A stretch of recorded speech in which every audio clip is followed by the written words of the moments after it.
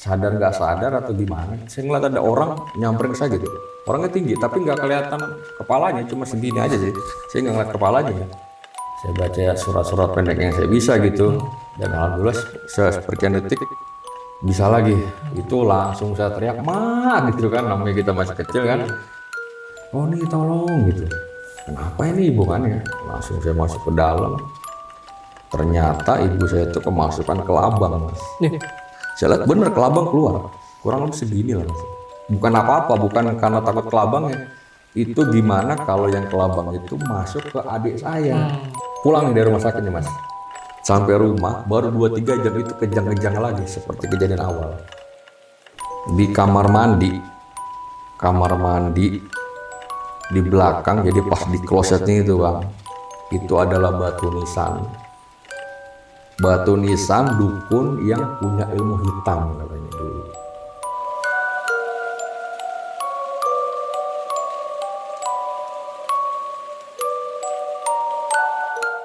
Assalamualaikum warahmatullahi wabarakatuh. Kembali lagi di channel Lonceng Misteri bersama gue Rizko.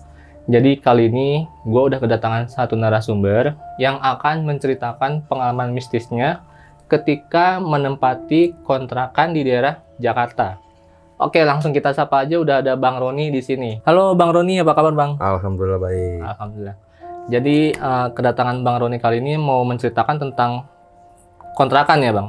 Iya, jadi awal sebelum punya rumah memang orang tua kan sempat ngontrak beberapa kali, dan itu punya, di setiap kontrakan itu punya pengalaman horor tersendiri lah, boleh dibilang gitu. Sebenarnya masih daerah satu Jakarta Timur ya, cuman memang lokasinya berbeda-beda, dan pas pada saat pindah itu memang kondisinya masih perkampungan, dan itu masih tahun 88 atau 89 kalau saya boleh. Oke, Saya tahu iya, 80-an masih ya? kampung banget itu Mas, masih kampung lah. Oke, Iya. ditahan dulu sebentar Oke. ceritanya Bang. Nah, jadi sebelum masuk ke cerita, gue mau ingetin ke kalian, seperti biasa, jika kalian tertarik dengan konten-konten yang ada di channel Lonceng Misteri, kalian bisa support kita dengan cara subscribe, like, komen, dan share video ini. Dan juga bagi kalian yang mau kirim cerita atau mau jadi narasumber, caranya gampang banget. Tinggal klik link bio yang ada di Instagram Lonceng Misteri. Oke, jangan skip videonya, tonton sampai habis, langsung kita mulai ceritanya.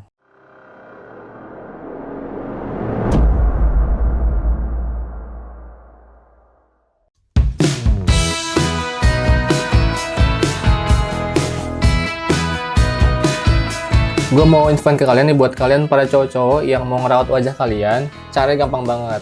Jadi belakang ini gue pakai produk dari Scarlett. Di sini ada brightening facial wash dan juga brightly ever after cream. Jadi di produk Scarlett ini kalian bisa jaga wajah kalian biar tetap sehat dan bersih. Pertama-tama kalian pakai dulu nih Scarlett brightening facial wash untuk cuci muka. Kalian bisa nih pakai di pagi dan malam hari untuk hasil yang optimal. Setelah itu jangan lupa untuk serumnya. Kalau gue biasanya pakai yang Scarlett Brightly After Serum. Cara pemakaiannya gampang banget. Cukup tetesin 2-3 tetes aja. Lalu pijat lembut di area wajah kalian.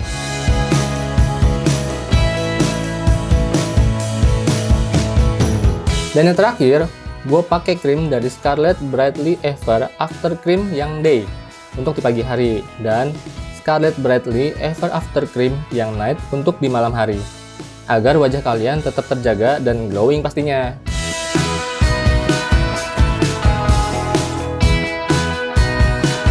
Nah, itu tadi barusan produk-produk dari Scarlett yang biasa gue pakai untuk ngejaga dan ngerawat muka gue. Jadi yuk langsung aja cobain produk dari Scarlett.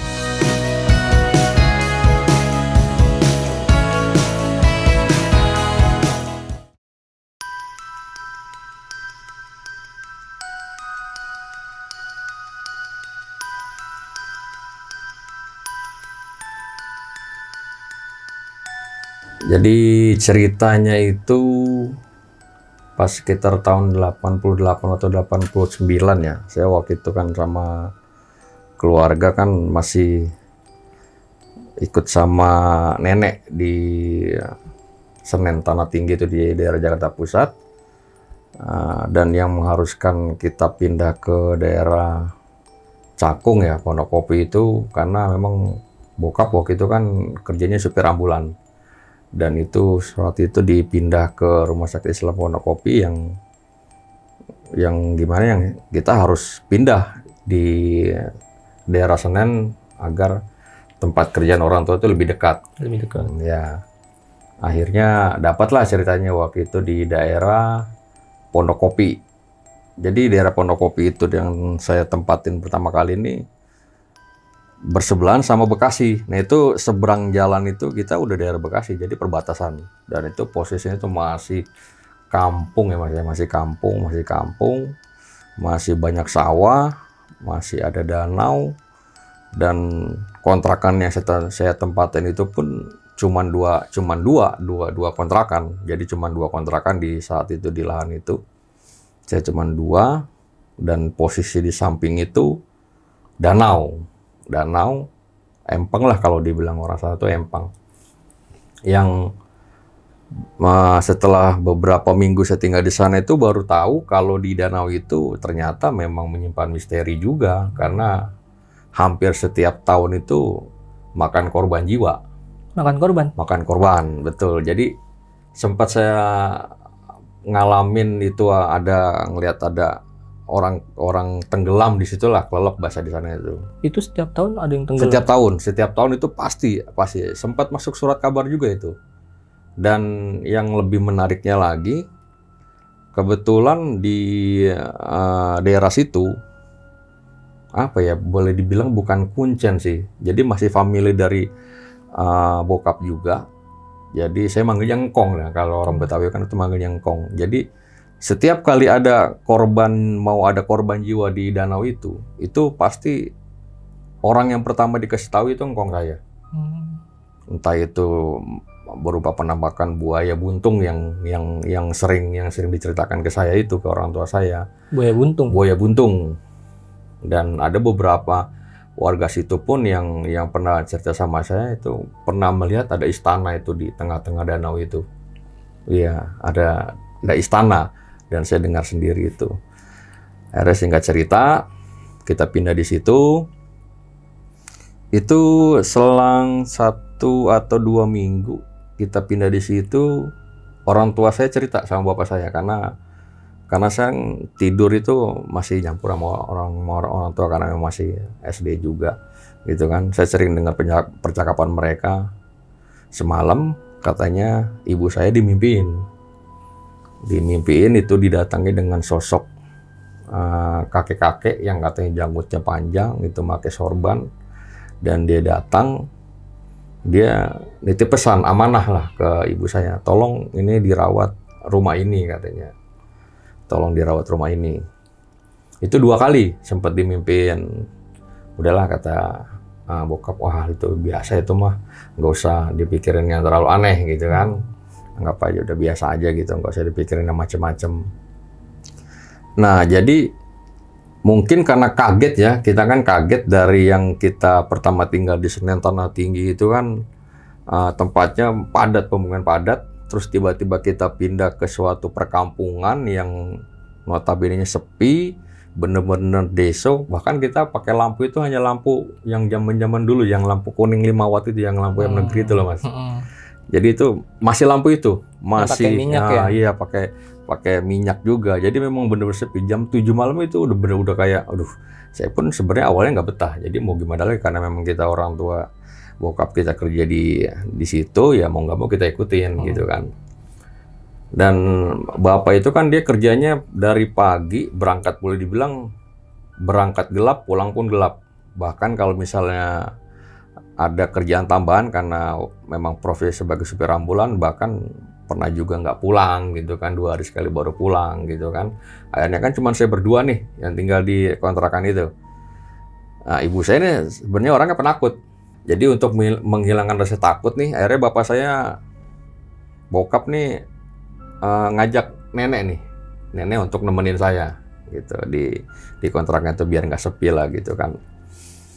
Nah baru tinggal di situ 2 atau 3 hari kan, waktu itu posisi kamar mandi di rumah saya itu kan apa ya, nggak ada air, jadi posisi kamar mbak itu hanya kamar mandi dan kita masih pakai sumur pompa, dan itu jaraknya itu pun jauh dari kamar mandi kita. Jadi kita kalau mau mandi itu kita harus ngangkutnya dulu pakai ember, ngompa, baru kita taruh di kamar mandi, di bak mandi.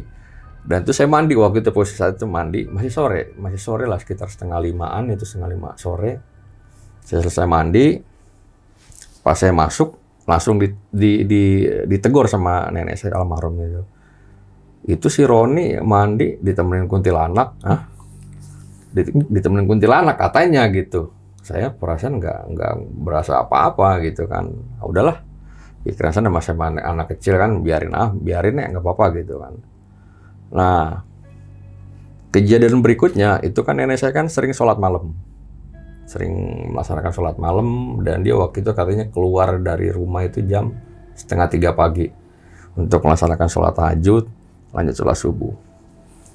Jadi posisi di kamar mandi itu, kita mau ke kompan itu kan jaraknya ada sekitar 20 meteran ya Mas ya. Lumayan jauh ya? Lumayan jauh dari kamar mandi kita. Dan itu ada sumur tua di situ. Ada sumur tua yang memang udah nggak dipakai, ditutup juga sama papan. Dan di sebelahnya itu ada WC, tapi WC-nya udah nggak kepake juga sih, udah rusak juga. Pas pada saat nenek saya mau ngambil air pakai ember, itu tiba-tiba di kompa itu dia bukan dicegat ya. Jadi ada orang senderan di pompa itu, orangnya tinggi, bukan tinggi, jadi posisinya lagi tiduran di pompa begini, tapi pakai topi, lagi tiduran di pompa itu sambil begini. Cuman dia pakai topi apa ya, topi lekang kalau bahasa Indonesia. Kalau dibilang kita topi pelukis gitu kan. Oh iya. Topi pelukis, tapi begini.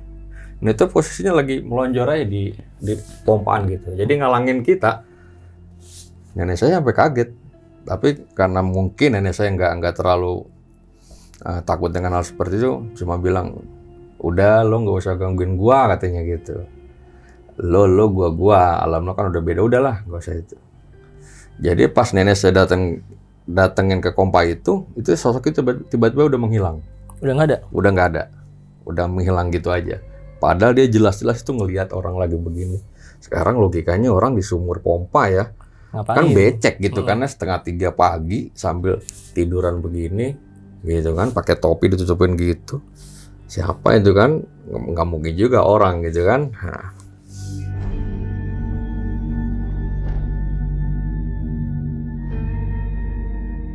Akhirnya singkat cerita, karena posisi waktu di kontrakan pertama itu memang bokap itu kan kurang srek karena masalah penerangan ya Mas ya. Karena kan posisinya waktu itu kan di kontrakan itu kita hanya dikasih penerangan sama yang punya rumah itu jam 5 sore kita baru dikasih lampu, nyala listrik, jam 8 pagi itu dimatiin sama yang punya rumah gitu. Jadi kesannya penerangan dibatasin gitu kan.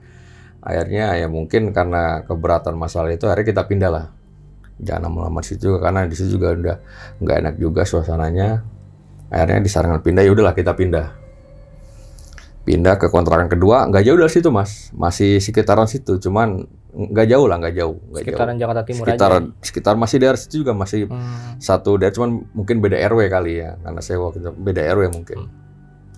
Pindah lah di situ. Jadi posisi kontrakan yang kedua ini itu dia satu rumah, cuman ada satu ruangan yang dikontrakin sama yang punya rumah.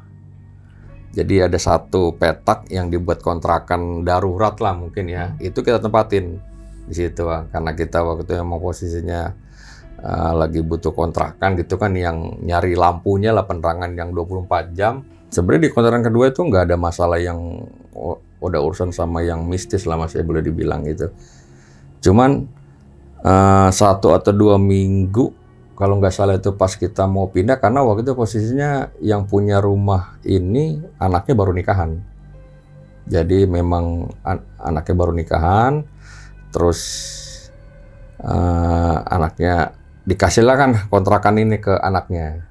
Jadi mau nggak mau ya kita harus pindah juga Mas, karena memang yang punya rumah itu mau ditempatin lah kasarnya untuk anak yang baru nikah.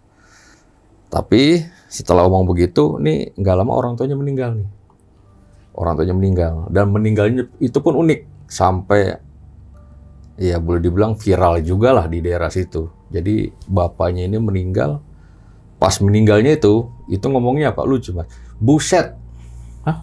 Buset. Ngomongnya itu meninggal, buset. Langsung melotot matanya, itu meninggal. Dan itu sampai gempar itu di wilayah situ, maksudnya rame lah jadi pembicaraan. Ada orang meninggal ngomongnya buset gitu ya. Itu rame itu, rame, lucu tapi rame juga. Jadi kontrakan yang kedua ini kan karena satu rumah dijadiin satu kontrakan, jadi posisi kamar mandi itu boleh dibilang jadi satu gitu mas ya. Jadi cuman dibedain sama sekat aja. Itu pernah suatu saat itu, suatu hari saya lagi mandi sore, masih sore lah, jam 5:30 mau maghrib itu. Saya mau mandi, baru ngambil 2 gayung. Itu tiba-tiba di samping saya tuh, di kuping tuh ada suara berat banget.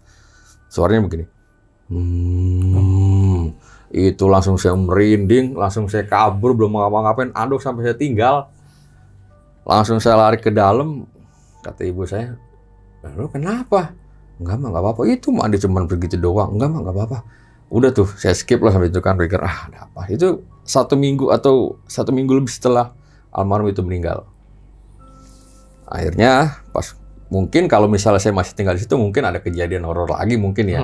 Mungkin karena posisinya saya dari kejadian itu saya udah mau pindah ke nyari kontrakan yang berikutnya karena memang yang punya rumah itu memakai. Jadi pas paginya itu kita mau pindah itu sebenarnya mungkin udah ada firasat ya. Jadi kan pas kita paginya mau prepare mau pindahan itu malamnya kan keluarga pada kumpul tuh. Keluarga dari ibu kumpul di situ. Mau bantuin lah ceritanya gitu kan. Nah, malam itu kita lagi pada ngumpul nih, termasuk ada almarhum nenek saya juga di situ. Itu tiba-tiba kesurupan, Mas. Kesurupan. Itu saya lihat matanya kayak bersinar gitu. Bersinar, tangannya gitu kan. Oh ya, matanya? Matanya kayak bersinar gitu gimana sih, Mas? Bersinar gitu, apa? Kayak orang nangis apa gimana sih bersinar? Kayak berkaca-kaca gitu. Tapi agak melotot gitu kan. Itu dia langsung ngomong, "Siti ini mana Siti?" Karena ibu saya kan namanya Sartini, dia jadi panggil Tini. Karena memang kebetulan di keluarga ibu saya ini 4 bersaudara, mungkin ibu saya yang paling disayang lah sama dari almarhum kakek sama nenek ini. Jadi nenek saya ini kesurupan almarhum suaminya, saya manggilnya Abah, gitu. "Mana Siti ini? Siti ini masih Siti ini? Mana Siti ini?" Gitu kan. "Kenapa Bah?" Katanya, "Ini Abah. Lu," katanya, "gua lagi di depan pintu, bukannya suruh masuk, malah didiemin aja." Dalam arti, ya kan dia makhluk halus, emang kita tahu gitu kan ya, kasarannya. "Ya ampun Bah, maafin loh Bah, kan Tini nggak tahu kalau Abah datang. Ini Abah bener." Sampai nenek saya tuh digituin. Iya Nok, ini Abah, sini. Abah mau cium, Abah mau peluk gitu. "Abah kan sayang sama Nok, sehat-sehat Nok ya." "Iya Bah, ini Tini mau pindah, capek Bang, kontrak mulu," katanya. Ini juga udah mau disuruh pindah gitu kan. "Ya udah Nok, sabar aja. Abah doain kamu bakal kebeli rumah." "Iya Bah, doain Bah," gitu katanya, kata almarhum Abah itu. Keluarga nggak sempat manggil ke Ustadz karena pemikiran keluarga yang kemasukan itu kan masih keluarga sendiri gitu kan. Jadi udah biarin aja lah gitu kan. Memang katanya juga sering juga kemasukan almarhum Abah itu, ibu nenek maksudnya. Udah lepas. Nah, kita paginya pindah tuh ke kontrakan yang ketiga lah. Ternyata di kontrakan ketiga itu adalah kontrakan yang menurut saya bener-bener apa ya, boleh dibilang kontrakan setan kali kalau saya bilang. Jadi kontrakan setan kalau saya bilang itu.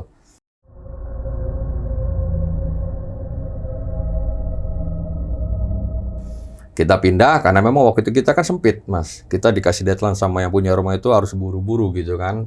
Nggak enak juga, akhirnya kita ya sembarangan aja lah cari kontrakan. Nah, adalah dari teman pengajian bokap itu rekomendasi, "Udah di sana aja di tempat saya gitu. Ada kontrakan kosong kok," katanya gitu. "Di daerah mana, Be?" "Di daerah Gang Damai," katanya gitu. Oh ya udah, akhirnya dicek sama bokap, kebetulan memang kosong ada di situ. Kita tempatin aja. Tuh, memang pas kosong, kita lagi butuh juga. Ya udah kita pindah lah ke kontrakan ketiga ini. Awalnya sih saya baru pertama kali masuk situ tuh orang tuh udah mulai ngelihatnya kayaknya rumahnya kok panas ya. Panas, udah gitu di depan persisnya itu, jadi dia nanya seperti ini. Jadi kontrakan itu ada 5 petak. Ada 5 petak, 1, 2, 3 kontrakannya pun nggak besar sih, satu petaknya cuma ya standar kontrakan biasa lah, ruang tamu, tengah, dapur gitu. Jadi posisi saya itu ngontrak itu pas ada di tengah-tengah. Jadi sebelah kirinya ada, yang nomor 2 juga ada, saya di tengah-tengah, yang nomor 4 boleh dibilang itu kayak sekedar cuman orang naruh barang doang kali ya, karena saya jarang sekali ngeliat orang yang tidur di situ gitu kan, paling sebentar-sebentar. Nah yang paling pojok itu kosong lah gitu kan, kosong. Dan depannya itu, depan persis kontrakan saya itu pohon bambu mas, kebun bambu itu panjang lebih dari kontrakannya, itu panjang.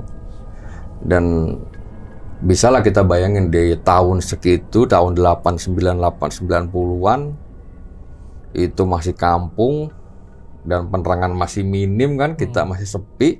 Itu depannya pohon bambu. Itu pohon bambu yang kata orang, kalau pohon bambu itu pasti angker lah katanya gitu kan. Cuman mau gimana lagi, karena kita memang harus cari tempat juga. Akhirnya kita tempatin itu. Nah hari pertama itu nggak ada kejadian apa-apa sih sebenarnya, gitu kan, nggak ada kejadian apa-apa. Nah hari kedua, karena kan keseringan kan kalau bokap pulang kerja itu pasti kan ngobrol dulu nih sama ibu gitu kan. Pasti saya dengerin pembicaraan mereka gitu aja kan. Katanya, Pak, masa saya dimimpiin sih gitu. Mimpi apa ya katanya gitu. Ada orang tinggi gede hitam di dekat kamar mandi posisinya gitu kan. Ada aja. Iya Pak. Aduh sampai takut katanya gitu. Jadi begini mas, jadi posisi saya pindah di kontrakan yang ketiga ini, saya punya adik tuh, masih usia 4-5 bulanan lah, masih menyusui pokoknya, masih menyusui. Udahlah itu mah biarin aja katanya gitu kan, nggak ganggu, yang penting setan gak makan orang. Karena bokap gue tuh termasuk orang yang skeptis ya, kalau bilang masa bodoh, setan itu nggak makan orang, mana sih kalau ada sini gitu. Cuma herannya tuh orang seperti itu kayaknya nggak pernah dikasih lihat, mungkin kalau dikasih lihat baru tahu kali gitu kan ya. Tapi kan orang, kalau ibu kan namanya orang perempuan jadi ya sensitif mungkin gitu ya. Ada cerita itu nggak ditanggapin. Nah pas hari keempat atau kelima itu, jadi posisi kontrakan itu kan di depan, di ruang tamu itu kita nggak ada bangku kamar tamu mas, cuman tempat tidur yang zaman dulu dari kayu itu tempat tidur saya. Ada meja makan kecil dan di sampingnya itu ada box bayi untuk tempat tidur adik saya gitu kan. Nah di atas itu ada mainan yang kitiran itu, yang bisa diputar-putar kenting gitu kan. Nah saya waktu itu tidur ya, mau istirahat jam 9:30-10 lah kalau nggak salah itu. Nah itu saya lagi tiduran kan, saya kalau tidur itu dari dulu nggak betah kalau lampu nyala, pasti saya matiin baru tiduran 10-15 menit lah itu tiba-tiba mainan adik saya itu muter sendiri, bunyi kerinting gitu. Padahal nggak ada yang muterin kan? Padahal nggak ada muterin, karena adik saya tuh tidurnya di kamar sama ibu saya, gitu kan. Kok bunyi ya? Itu tiba-tiba mas, mungkin antara sadar nggak sadar atau gimana, saya ngeliat ada orang nyamperin ke saya gitu. Orangnya tinggi, tapi nggak kelihatan kepalanya, cuma segini aja sih. Saya nggak ngeliat kepalanya ya. Itu apa dia nembus tembok atau tapi yang saya lihat itu hanya sedada segini. Nggak kelihatan kepalanya. Saya nggak ngeliat kepalanya ada di mana. Pakai yang segini lah saya ngeliat, karena posisi kan gelap gitu malam ya. Tiba-tiba langsung dia nindin saya gitu kayak orang kerep-kerepan gitu kan. Itu saya berapa detik kayaknya lama, nggak bisa ngapa-ngapain mas. Nggak bisa gerak ya? Nggak bisa gerak. Ini kenapa nih ya Allah? Saya istighfar dalam hati gitu kan. Saya baca surat-surat pendek yang saya bisa gitu. Dan alhamdulillah seperkian detik bisa lagi. Itu langsung saya teriak, "Ma!" gitu kan, namanya kita masih kecil kan. Masih ya, SD juga. "Ma, tolongin." Ibu saya langsung keluar. "Kenapa?" "Itu tadi ada orang gede, tinggi ada orang gede." Ibu saya, "Orang tinggi di mana?" Udah. Jadi adik itu langsung dipindahin, tidur di depan kita rame-rame sambil nungguin bapak saya pulang gitu. Itu kejadian yang berikutnya itu. Nah, keesokan harinya itu setelah beberapa hari itu ibu saya itu posisinya lagi menyusui adik di kamar tengah ya. Di kamar tengah. Saya lagi di depan rumah, di depan ruang tamu lagi tidur nonton TV gitu kan. Tiba-tiba ibu saya teriak mas. Teriak lagi nyusuin. "Roni tolong," gitu. kenapa ini ibu kan ya? Langsung saya masuk ke dalam. Ternyata ibu saya itu kemasukan kelabang, Mas. Nih. Kupingnya masukan kelabang. Kami dikorek-korek gitu kan. Saya lihat bener kelabang keluar. Kurang lebih segini lah, Mas. Ibu saya langsung meluk adik saya, nangis sekenceng-kencengnya. Bukan apa-apa, bukan karena takut kelabangnya. Itu gimana kalau yang kelabang itu masuk ke adik saya. Karena kan posisi masih bayi kan nggak ngerti apa-apa kan. Iya. Kalau sakit apa-apa kan paling cuma hanya bisa nangis gitu kan. Itu gimana kalau adik saya yang kemasukan kelabang pada saat posisi itu.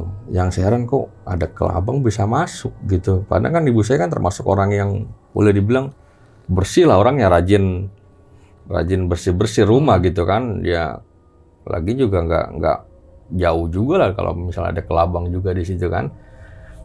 Akhirnya udahlah, nggak usah dilaporin ke bokap juga, percuma juga kan, bokap pasti nggak bakal, biarin itu aja, udah biarin kita di skip gitu kan, skip aja gitu kan akhirnya. Nah, selanjutnya kejadian beberapa hari lagi tuh ceritanya adik saya itu posisi lagi sakit, Mas. Sakit, panas gitu ya, demam, wajar mungkin anak kecil demam. Ada saya manggil tukang urut tuh, kebetulan tukang urut itu masih family yang suaminya yang waktu saya ngontrak pertama itu yang di Belanjur Kunci di Empang itu, di Danau itu, istrinya tukang urut bayi. Akhirnya saya panggil lah. Saya manggilnya Mbak Putri ya gitu kan. Mbah, si Tony tuh ada saya namanya si Tony. Itu si Tony tuh lagi sakit, lagi panas, Mbak minta diurut tolongin. Oh ya udah ntar Mbak ke sono. Datang lah Mbak itu. Diurut, wah iya ini mah mungkin kecengklak kali ya kalau bahasa orang tua. Selesai diurut, udah ya Mbak pulang ya. Itu baru jarak 10 meter atau 15 meter dari rumah. Adik saya tuh tiba-tiba kejang, Mas. Kejang, gemeter gitu kan.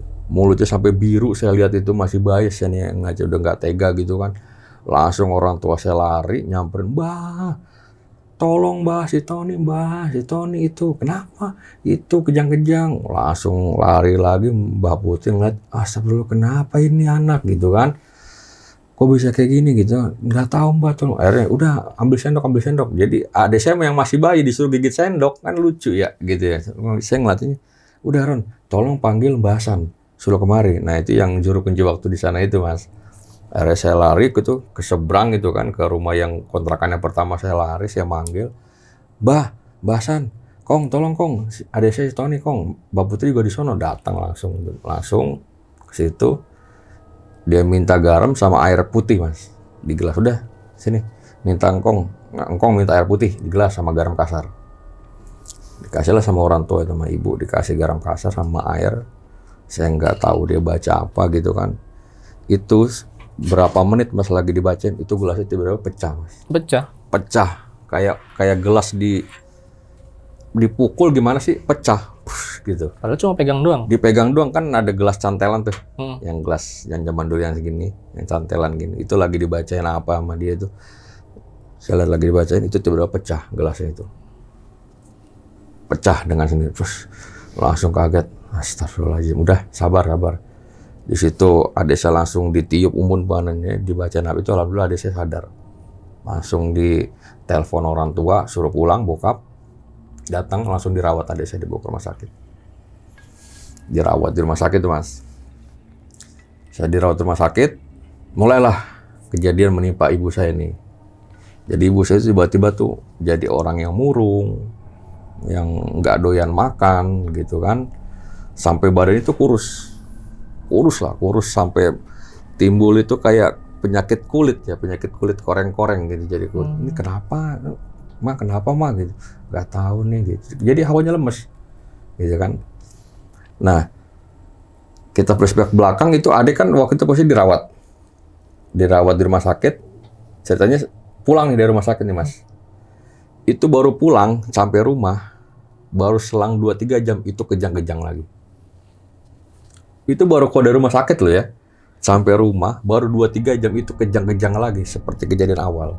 Di rumah sakit nggak apa-apa? Nggak apa-apa. Balik lagi kejang-kejang lagi? Kejang-kejang lagi. Mulutnya biru, airnya dibawa lagi ke rumah sakit. Itu sampai infusan. Yang tadi di kanan, di tangan kanan, tangan kiri itu nggak bisa. karena mungkin udah susah kali akhirnya di kaki. Itu orang tua sampai nangis itu sampai ini kenapa ini aku bisa kayak gini gitu kan ya. Itu orang tua masih nganggapnya nggak ada kaitan sama rumah ya, masih biasa aja biarpun ada kejadian waktu angkong saya tiba pas bacain di air itu tiba-tiba gelas seperti itu masih belum ngeh ke arah ke sana, masih dianggap Masih normal mikir dia. medis ya? Masih mikir medis lah gitu kan akhirnya. Nah itu pas ibu saya sering sakit-sakitan dan timbul punya penyakit koreng gitu kan kulit yang tiba-tiba aja gitu Mas. Padahal orang ibu saya termasuk orang yang bersih kan, dia bilang rajin bersih-bersih gitu tiba-tiba begitu. Akhirnya mungkin dapat saran dari adeknya ibu, udahlah kita ngungsi aja lah. Ini kayaknya rumah mulai nggak beres nih. Nah di situ akhirnya mungkin karena bokap ngeliatnya kasihan, akhirnya diungsiin lah ibu ini ke rumah adek yang tinggal di Senen Tanah Tinggi dulu itu. Nah akhirnya yang nemenin saya karena posisi saya waktu masih sekolah, otomatis saya harus stay di rumah dong, nggak mungkin ngikut juga sama ibu. Akhirnya ada adek ibu yang nemenin saya. Nah itu posisi adek ibu datang itu ceritanya waktu itu hujan itu Mas, malam dia pas nginep pertama itu hujan dan saya heran itu waktu itu tuh karena kan di kontrakan saya itu kan ada antena TV ya Mas ya. Di depan itu ada antena TV 5 itu, ada 5 kontrakan ada 5. Itu tiba-tiba antena TV saya tuh kayak kebakar gimana, kayak kena sambar petir. Buar gitu, keluar api. Tapi herannya cuman kontrakan saya doang. Di yang tengah lainnya tuh? enggak, iya di tengah. Yang lain tuh enggak kesambar petir. Saya heran gitu kan. Kok cuma rumah saya doang? Pak, tuh antena kayaknya disambar petir deh. Wah iya itu. Kok cuma kita doang? Padahal posisi sama, tingginya pun sama. Tapi cuma di tengah doang. Cuma ya, di tengah doang. Yang kebakar itu, yang kena petir itu. Udahlah, TV matiin aja. Udah Mang, karena saya kan manggilnya adiknya ibu Mamang. Udah Mang, suruh matiin, oh bapak matiin. Nah tiba-tiba pas hujan udah mulai agak reda, ada tukang sekoteng lewat. Kebetulan nih gitu kan, dingin-dinginnya ada tukang sekoteng lewat. Mang ada tukang sekoteng, oh iya beli. Langsung buka pintu. Mang sekoteng Mang gitu. Berhenti. Dan herannya jadi ini kontrakan 5 ya. Depannya kan ada halaman dikit Mas. Ini jalan dan ini pohon bambu. Tapi tukang sekoteng itu tuh berhentinya di pinggir pohon bambu. Harusnya kan dia namanya kita panggil nyamperin dong, bener kan nyamperin. Tapi dia berhenti di sini. Dan tukang sekoteng itu kalau sekoteng yang biasa kan orang mikul itu kan pasti kan ada lilin ya di gerobaknya itu, di tukang mikul itu nggak ada. Kok tukang mungkin karena hujan, kena pikiran orang tuh kena air gitu kan hujan biarin lah. Udah beli sekoteng. Saya ngikutin dari belakang tuh ngeliat bapak saya bawa mangkok. Bang, sekoteng bang. Abang itu nggak ngomong, cuman begini doang. Maksudnya minta mangkoknya gitu kan. Udah dikasih. Pas kan karena posisi sekoteng itu pakai topi caping yang pakai topi yang anyaman gitu.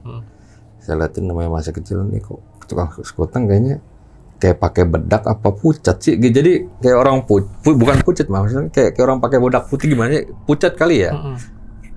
Mukanya itu kayak putih semua, kayak pakai bedak gimana sih? Ini kok tukang sekoteng aneh banget ya, nggak ngomong nggak apa. Nah, setelah ngelayanin bokap, lo mau nggak Ron katanya? Boleh Pak, mau Pak. Udah, karena bokap udah bawa aku cuma 1 dan belum bayar juga, nih aja ke dalam nih ngambil mangkok. Tukang sekoteng pas bokap saya masuk ke dalam bang, itu tukang sekoteng nengok saya, nyengir. Aduh, langsung saya lari itu Mas, masuk ke dalam. Jadi mukanya itu bener-bener putih kayak orang pakai bedak gimana sih, bedak nggak bersih gimana sih, masih putih-putih gitu loh. Nyengir itu kayak gimana ya, gitu loh. Aduh, langsung saya lari. Lu kenapa? Itu Pak, tukang sekoteng kayaknya bukan orang deh. Ada-ada aja kata bokap gitu kan. Bokap langsung ke depan, itu udah nggak ada tukang sekotengnya. Padahal belum bayar. Udah nggak ada abang. Udah nggak ada. Logikanya kalau kita lihat itu kan jalannya lurus Mas ke sana. Ya tukang pikul seberapa ininya sih gitu kan, seberapa cepatnya itu udah nggak ada. Padahal bokap juga belum bayar. Itu udah nggak ada, kita samperin ke depan udah nggak ada. Tapi sekotengnya 1 udah dilayanin? Udah dilayanin. Masih ada sekotengnya? Masih ada dan dimakan sama bokap. Udah. Nggak, karena gue bilang gitu, bokap orang skeptis, maksudnya nggak terlalu peduli sama gituan. Dimakan sekuteng itu. Sekoteng biasa. Iya, sekuteng biasa, normal, biasa. Kalau saya sih normal, dimakan. Padahal ada ibu saya tuh bilang, udah, kalian jangan dimakan itu. Alah, mati mau urusan Tuhan, saudara Allah katanya. Dimakan. Dan alhamdulillah sih emang nggak ada kejadian apa-apa. Gak ada yang aneh-aneh ya? Iya, nggak ada kejadian aneh. Lucu aja gitu. Wah, di situ udah mulai aneh tuh. Akhirnya pas kejadian itu mungkin bokap udah mulai terbuka lah pikirannya. Akhirnya nyusulin lah ibu yang di Tanah Tinggi. Udahlah coba kita ke kiai lah gitu, barangkali memang rumahnya nih gitu kan, udah mulai terbuka nih bokap pikirannya gitu kan. Akhirnya disarankan sama adik, coba tuh datang ke Uyut, ada tuh di seberang jalan tuh, di seberang kali ada tuh Uyut. Akhirnya datanglah ke situ ibu dengan kondisi yang Masih sakit kulit ya? masih sakit kulit, udah kurus. Ya ampun, no, emang lu pindah di sono nggak makan katanya gitu. Sampai kurus gini, emang rumahnya di mana? Di situ, Yud. Oh iya. Dan lagi-lagi medianya garam, Bang. Yang saya lihat garam sama air putih. Itu tahu nggak apa yang diomong pertama kali ke orang tua saya? Nok, nggak usah balik ke sana lagi ya. Kalau bisa ke sana tuh udah langsung pindah. Emang kenapa, Yud? Itu nggak taunya. Di kamar mandi di belakang, jadi pas di klosetnya itu, Bang. Itu adalah batu nisan dukun yang punya ilmu hitam katanya dulu. Itu jadi mungkin yang punya kontrakan dia bangun itu nggak permisi dulu atau gimana, main dibangun itu. Jadi posisi batu nisan itu ada di kloset kamar mandi saya. Itu yang katanya yang bikin, jadi semua yang dibikin yang ngontrak itu bakal dibikin penyakit semua mungkin, gitu mungkin. Akhirnya pas kejadian itu, saya pulang sama bokap saya itu, posisi ibu masih di sana, nggak mau balik lagi ke kontrakan yang lama. Saya masih di situ 2-3 hari. Bokap itu sempat nyari tahu ke daerah sekitar, ke yang punya rumah juga terkesan nutupin juga, Mas. Akhirnya saya masih stay di situ seminggu. Nah, karena pikiran saya kan, wah ini mumpung orang tua nggak ada nih, bapak kerja, ibu di sana, kita bebas lah gitu kan. Saya kan di situ ada lapangan bola, Mas, nggak jauh dari Pohon Bambu itu ada lapangan bola. Kita main bola, saya main bola waktu itu, main bola sama anak-anak di situ. Tiba-tiba saya jatuh. Kejadian saya jatuh duduk. Karena posisi waktu saya jadi kiper lah, penjaga gawang gitu kan. Jatuh duduk, pikiran saya, biasa ini pegal biasa. Jatuh. Itu nggak taunya, sampai 2 minggu itu saya langsung tumbuh tumor, Mas, di belakang ini. Paha saya gede segini. Tumor. Itu saya udah pergi ke tukang urut, katanya tulangnya gingsul lah. Ada yang bilang inilah bisul segala macam, tapi nggak ada perbaikan juga. Sampai tumor itu langsung bapak saya udah nggak pikir panjang, langsung buru-buru cari rumah, kontrakan yang baru. Kalau perlu beli rumah, akhirnya itu dipinjemin uang sama almarhum nenek, udah beli rumah lah. Nih, ada keluarga rembukan, patungan beli rumah, akhirnya beli rumah lah di daerah seberang itu. Yang penting kita udah pindah dari situ. Dan yang lebih kesalnya lagi, pas kita pindah, beres-beres pagi itu, ternyata baru ketahuan yang punya tetangga saya baru ngomong, maafin Bu Ronia, dulu sebelum Bu Roni ini tinggal di sini, ada Bu yang lebih parah dari Ibu katanya. Sampai kulitnya juga habis, kurus, bahkan sampai ada 3 orang yang meninggal di situ, nggak taunya.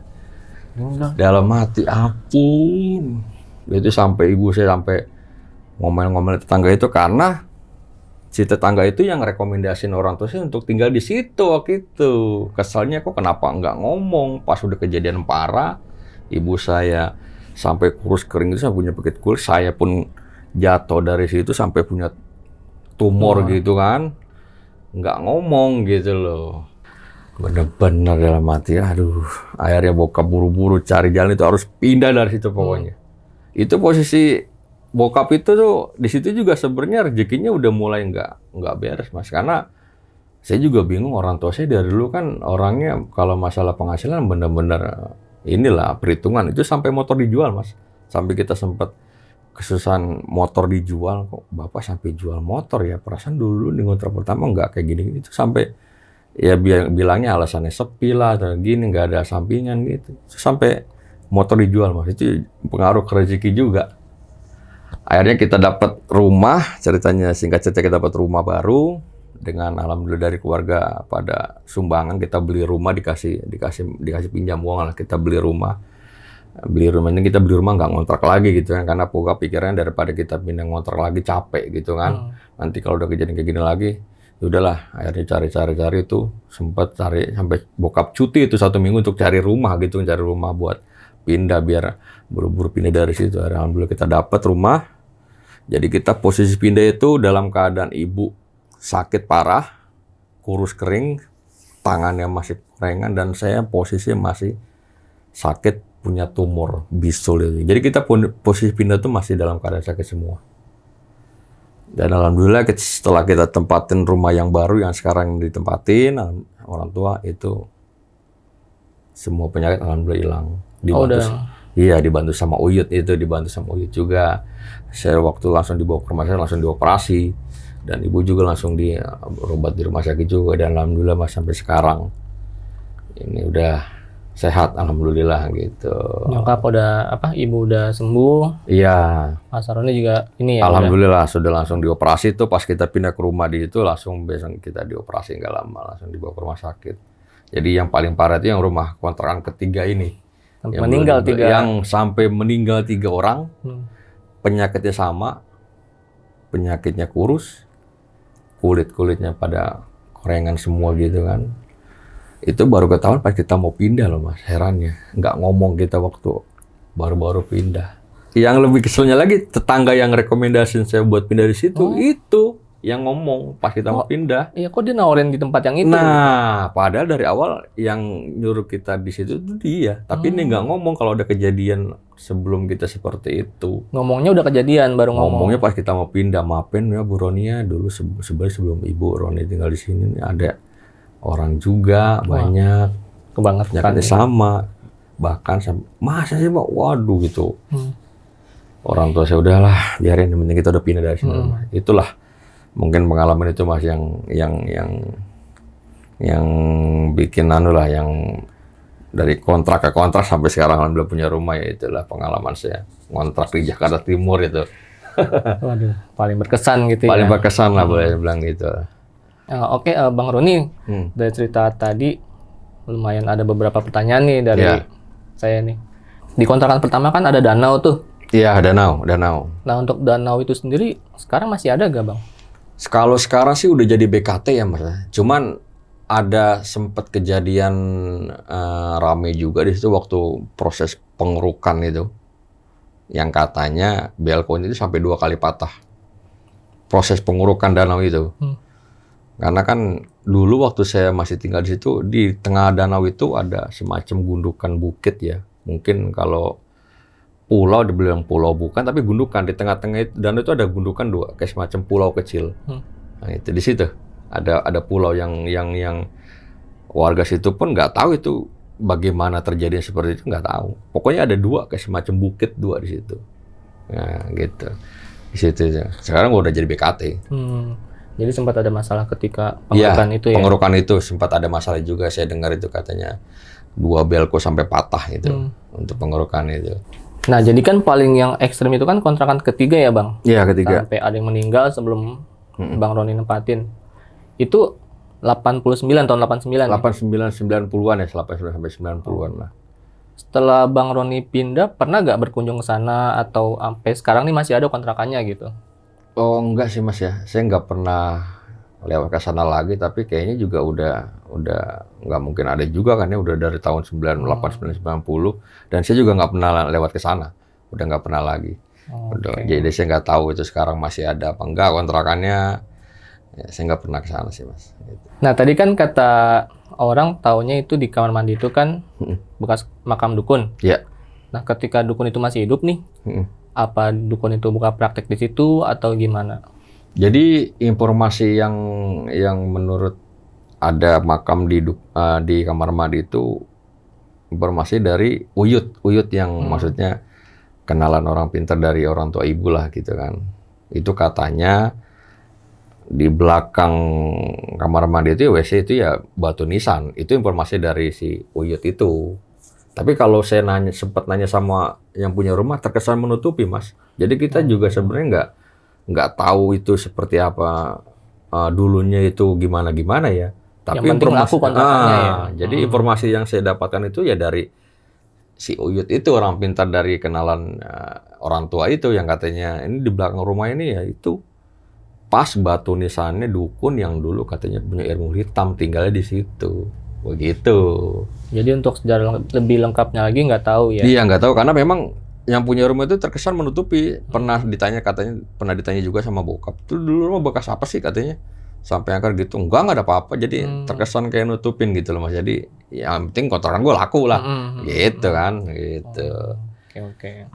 Oke, tadi pengalaman dari Bang Roni tentang nempatin beberapa kontrakan yang ekstrim ya Bang. Ya, betul. Nah, kalian kalau misalkan mau komentar, boleh tanggapan kalian di kolom komentar ya. Jadi menurut kalian tuh kontrakan itu gimana? Silahkan di komentar aja.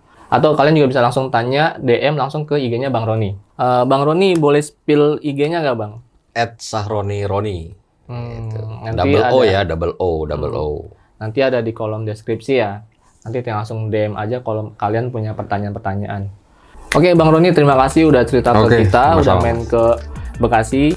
Gue mau ngingetin ke kalian, jika kalian tertarik dengan konten-konten yang ada di channel Lonceng Misteri, kalian bisa support kita dengan cara subscribe, like, komen, dan share.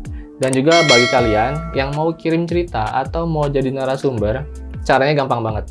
Kalian tinggal klik link yang ada di bio di Instagram Lonceng Misteri. Di situ bisa kirim cerita atau mau jadi narasumber ke sini. Gue Disko izin pamit, dan ada Bang Roni juga izin pamit. Bye-bye.